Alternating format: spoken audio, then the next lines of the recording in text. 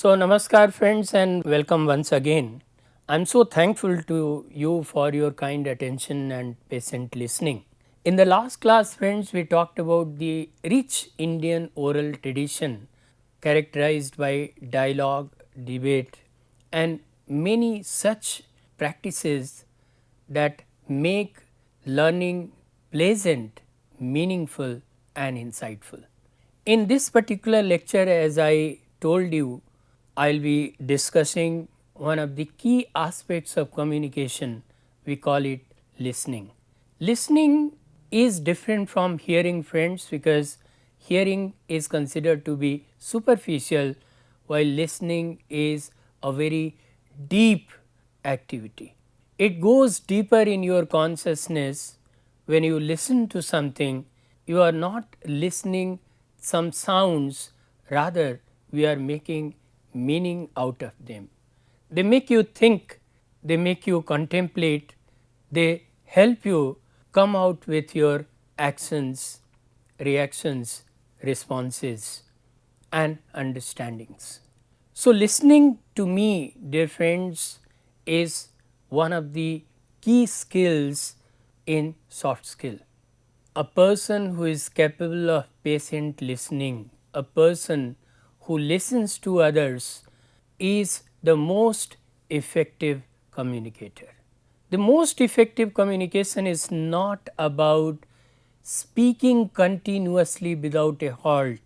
It is about being a patient, sympathetic, engaged listener.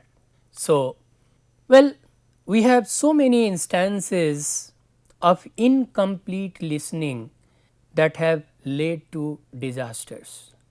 I believe you know Abhimanyu, one of the greatest warriors who was killed during Chakravyuh, the son of Arjun.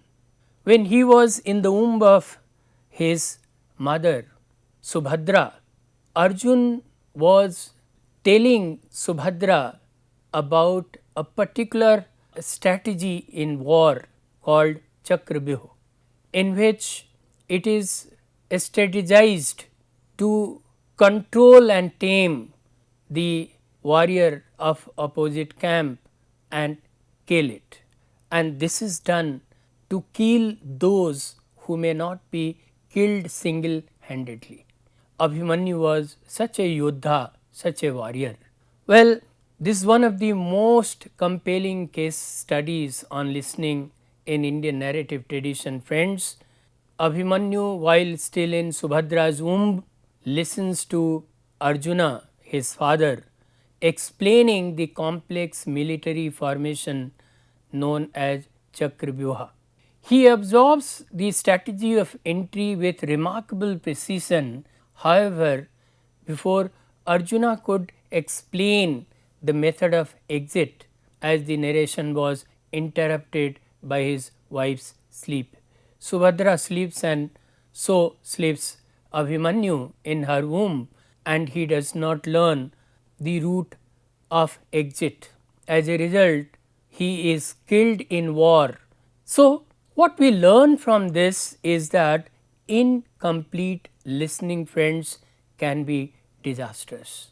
So, the knowledge that is accurate yet incomplete might be disastrous. On the battlefield, this partial understanding enabled initial success, but ultimately led to fatal vulnerability and ended in death of Abhimanyu. Thus, listening is not merely receiving information, but ensuring that understanding is complete enough to sustain responsible action.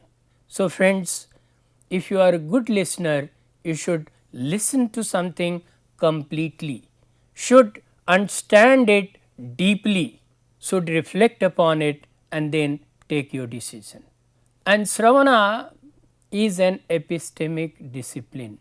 Listening creates knowledge. It is a passage from hearing to realization. We are not only hearing, rather we are taking it deep down, contemplating, reflecting and then learning from that. Atma va are drashtabhyah shrotabhyo mantabhyo nidhi dhyasitabhyah. That means the self must be realized, indeed heard, reflected upon and deeply contemplated. In Indian philosophical traditions, Śravaṇa is an epistemic act, not merely a sensory event.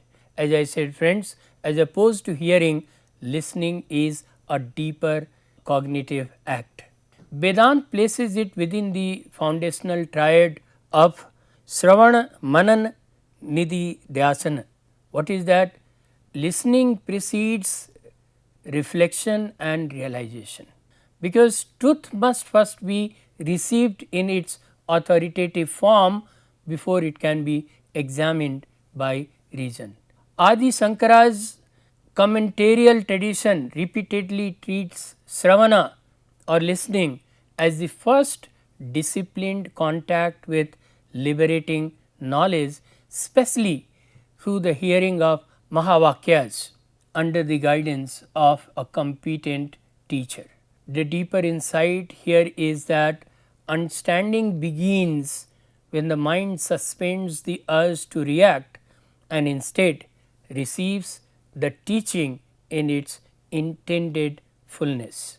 When you turn reactionary, you do not allow others to speak, you do not listen to them, and at that point in time your reactions are always misdirected, prompted more by emotional excesses rather than being informed by rational thinking. And that is why friends, listening is very important. Shruti as authority, listening, trust and responsibility. Aptopadesah sabdah. What is that? The instruction of a trustworthy source is verbal knowledge. Fine. So, across Mimamsa and Vedanta, Shruti, listening, functions as aparusheya paramana, aparusheya pramana, that is a non-humanly authored and therefore uniquely authoritative source of knowledge. What is being heard is not created by any humans, rather it is created in the image of divine itself.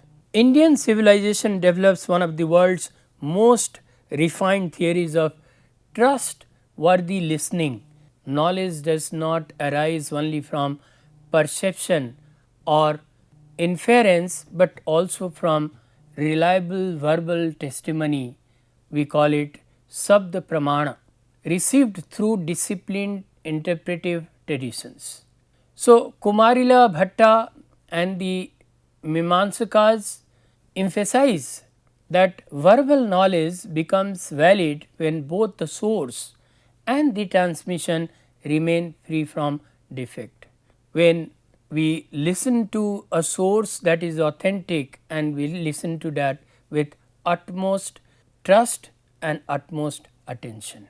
Modern professionals constantly receive advice, data, policy speech and feedback, but the true skill lies in discerning what deserves trust, what requires scrutiny and what must be interpreted contextually.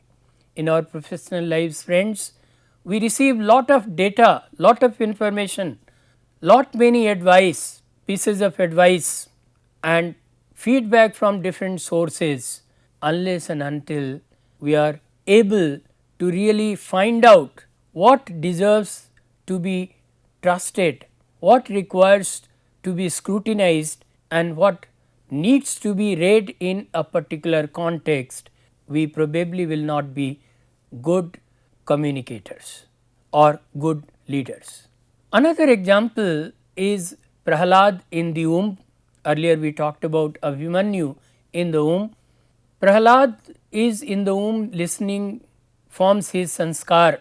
This story of Prahlada hearing Narad's teachings while still in the womb offers one of the richest examples of listening as formative psychology. Puranic tradition uses this episode to suggest that repeated hearing shapes sanskara. What we hear again and again, that has a bearing on how we behave, that has a bearing on how we think. So, friends, those who are taken to religious gatherings, pravachana on a regular basis, they develop that kind of spiritual understanding and spiritual tendencies in them. Those who hear all about crime and criminal activities, they develop criminal propensities in them. So, the deep impressions that structure later temperament, devotion and moral orientation, they come from Shruti, that is listening.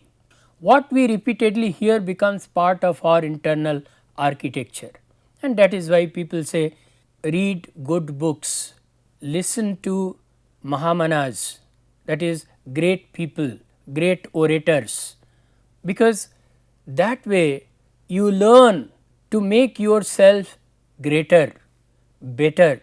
So, it sedimentates into personality, confidence and ethical reflex. In leadership studies, this becomes a lesson in culture formation.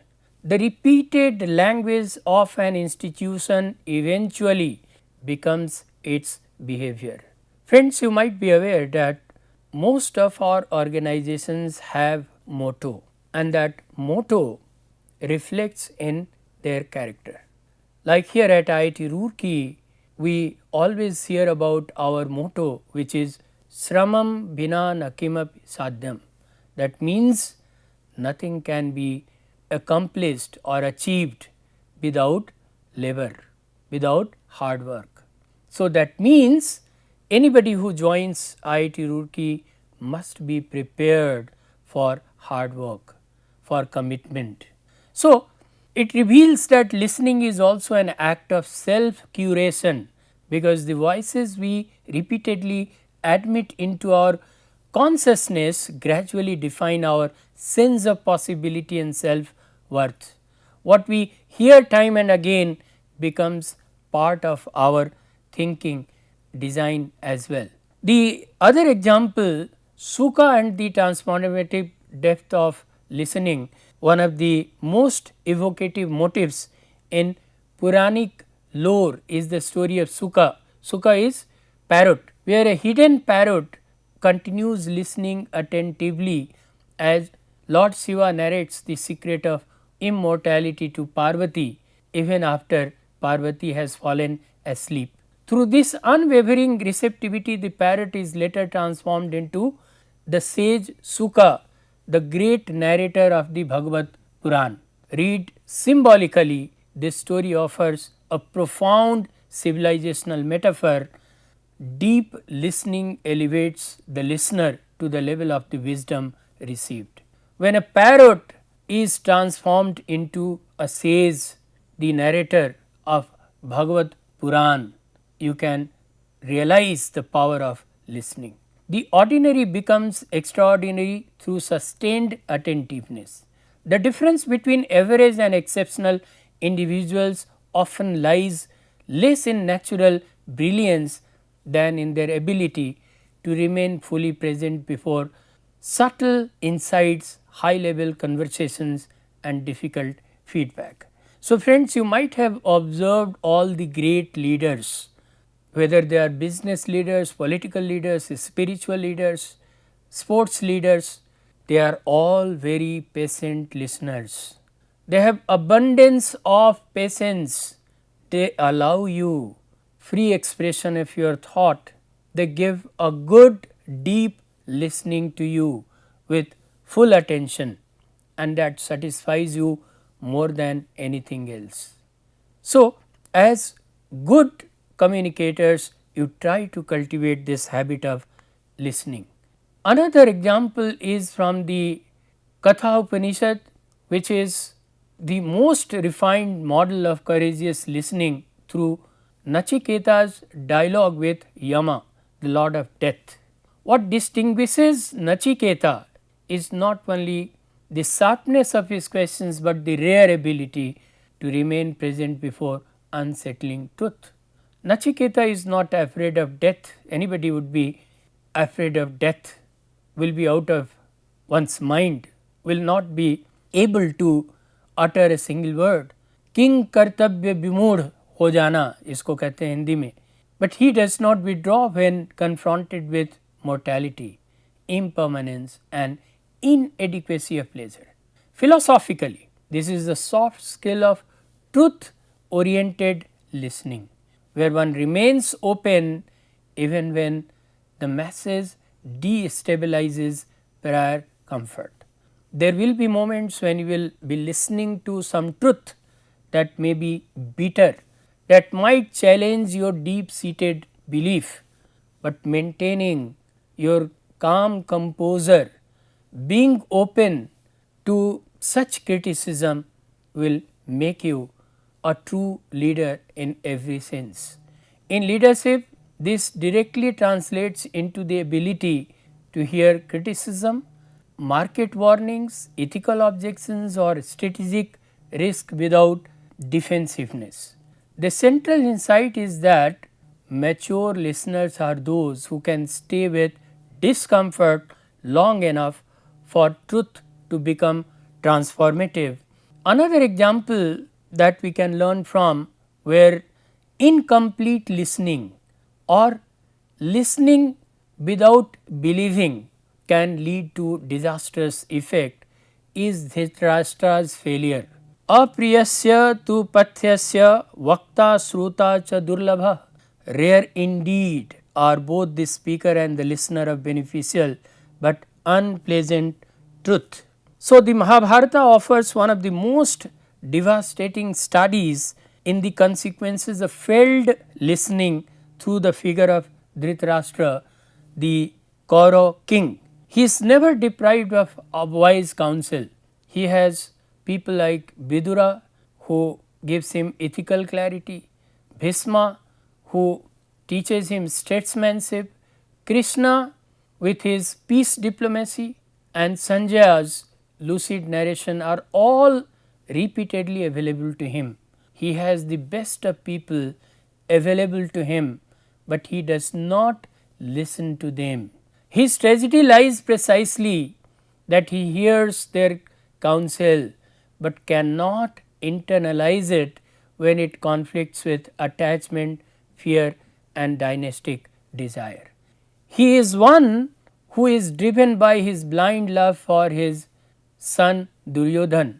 He is attached to the throne so much so that he does not want to lose it at any cost. He wants to maintain his kingdom even if that means treading the path of adharma, anyaya, and that is his problem. So, when listening becomes selective and is filtered through affection for something, like in this case it happens for Duryodhana and the anxiety over power, this certainly leads to disaster. So, institutional collapse often begins when authority hears advice, but refuses to let it alter judgment. When the leaders tend to become autocratic, do not listen to anybody, that has disastrous consequences. Śravaṇa in bhakti theory, there we look at it as a means of affective transformation. It provides us a different kind of experiential understanding of the world. So, bhakti traditions provide one of the richest psychological models of listening through the famous Navadha bhakti, where the first discipline is listening. Navadha bhakti, in this it is explained that there are 9 ways through which bhakti is done. Before devotion becomes memory, utterance or service, it begins as affective receptivity. Repeated hearing reshapes feeling, identity and value orientation. This offers a critical insight into how repeated communicative environments, team culture, classroom discourse, family narratives, and mentorship speech shape not only information but emotional climate. So, listening to people, listening to your colleagues, listening to your co-workers, listening to your subordinates, listening to your mentors, listening to knowledgeable people in your field, it certainly sharpens your wisdom and understanding. It enables you to take informed, mature decisions when the complex situations arise in your professional life. And that is the reason, friends, if you want to be good communicators, you cultivate good listening, you inculcate it in your design of communication. So, leadership here becomes the art of listening to stories, aspirations and anxieties, recognizing that human beings are moved less by raw data than by meaningful narrative worlds. So, leadership today increasingly recognizes listening as one of the strongest predictors of trust and institutional coherence. Friends, if you are listened to by an organization, you always trust that organization and you feel like interacting and relating with that organization. If you are not listened to, you always feel that the organization is lacking in proper communication. So, Indian examples deepen this insight by showing that wise listeners hear not only words, but tone, hesitation, silence and what remains unsaid. This is a rare ability and this comes to those who are regarded as great leaders. They understand you even if you fail to fully articulate your feelings. This is why effective mentors, supervisors and administrators often appear unusually perceptive.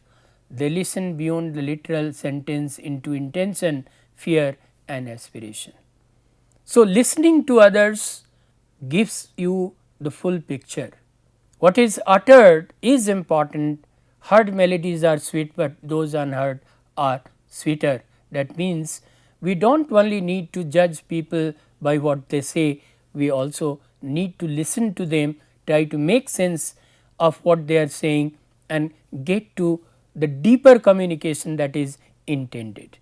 In Indian terms, this resembles the movement from śabda to artha, from sound to meaning. The soft skill here is interpretive intelligence. Leadership matures when listening becomes the art of hearing beyond speech. So, personality is often judged less by eloquence than by the quality of one's attention, because the way a person listens silently communicates their inner discipline, emotional maturity and regard for others. Friends, we do not like people who are speaking without a halt and are poor listeners. Rather, we love people who are good listeners, because it tells volumes about their perseverance, their positivity, their intent, attention and emotional maturity. So, those who listen deeply are often experienced as emotionally intelligent, trustworthy, calm and psychologically spacious. They create around themselves a sense of safety in which others feel genuinely heard. This is why attentive listeners are frequently perceived as natural leaders, even when they are not the most verbally dominant individuals in the room. So, over time the discipline of listening begins to shape personality at multiple levels. It cultivates patience, facial responsiveness, emotional regulation, relational grace and the ability to remain composed in difficult conversations. So, one's pauses become more thoughtful, responses more measured and presence more grounded. In this sense, friends, Śravana refines not only communication but presence itself. The digital age surrounds us with unprecedented volumes of speech, yet paradoxically deprives us of the depth required for meaningful listening. Why? What is the reason? We are listening to lot of things, but we are listening to nothing. Social media ecosystems are structurally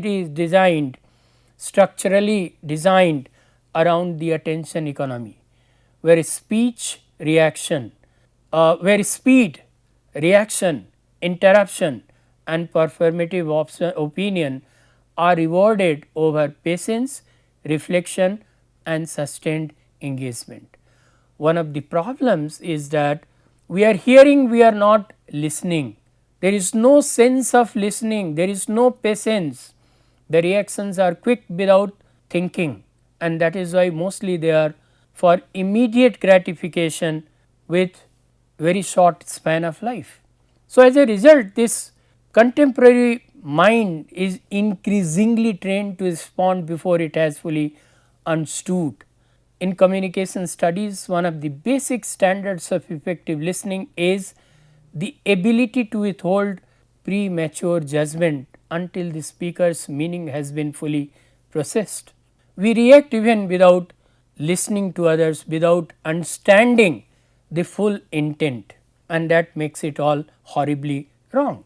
So, it is precisely this standard that the algorithmic environment erodes through constant notifications, fragmented attention and the pressure for instant visibility.